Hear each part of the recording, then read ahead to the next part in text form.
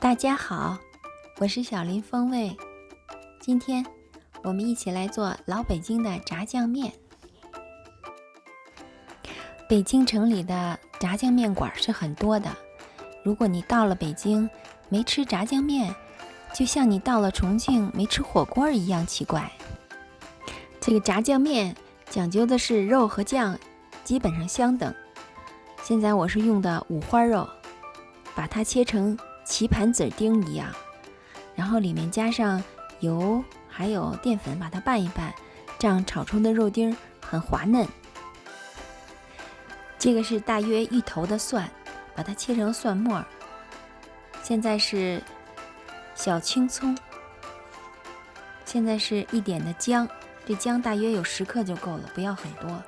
剩下的菜码由心所欲，这是小红萝卜，刚才是黄瓜，总之是时令蔬菜。炸酱面的菜码依季节不同有所变化，春秋不同。基本的是黄豆、青豆、心里美萝卜、白菜丝、豆芽、青蒜末、芹菜末等等。刚才的青蒜末是我自己种的，吃起来有一股自然的清甜味道。现在我们把准备好的芹菜末以及黄豆都用开水焯一下。这个你应该看懂了，我教大伙儿做过，就是绿豆芽儿。把头和尾掐好之后呢，把它进水焯一下，也是备用。这是150克豆瓣酱以及150克甜面酱，把它混在一起，刚好300克，和肉丁的质量一样重。现在锅里放好油，开始炒肉丁。一定要把肉丁慢慢的炒，把它油炒出来，肉感到有一粒粒的焦焦的感觉是最棒的。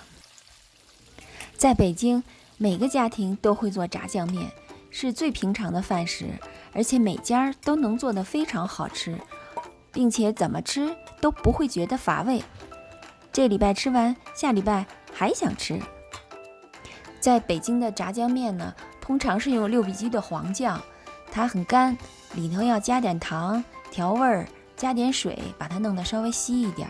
今天我们用的2样酱呢，加起来的味道就跟那是一样了，所以不用再加很多水，也不用再加糖，因为甜面酱本身的口感就是甜的。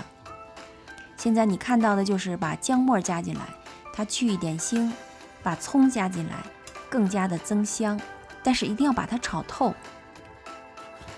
你看我这是已经炒了大概是10分钟了，一直这样炒，直到把水炒干，直到把锅都有点炒干了。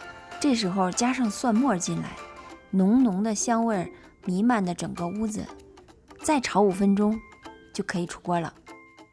还记得我们刚刚擀好的碱水面吗？这时候用它来做炸酱面最地道了，一定要锅挑，不要把它过水。锅挑，然后现在加上我们各种菜码吧。过去老人讲说，吃炸酱面第一口知道吃什么吗？一定要吃一个肉丁，再吃一个黄豆丁，然后满嘴留香之后，再开始大口呼噜呼噜吃面，别停，就这样呼噜呼噜把锅条一直吃完。我一边做视频，一边看着我的手在拌面，好像又饿了，真香。俗话说，一方水土养一方人，北方人对面的热爱，应该是像南方人热爱米饭一样，是不能停止的。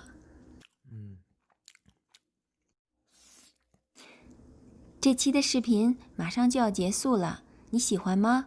如果你喜欢，动动手指帮我点个赞吧，您的鼓励就是对我的最大支持。另外，年轻的朋友如果觉着擀面和炸酱很困难，你可以先炸酱，用普通的面条做也很香，之后熟练了再学着擀面。下期再见。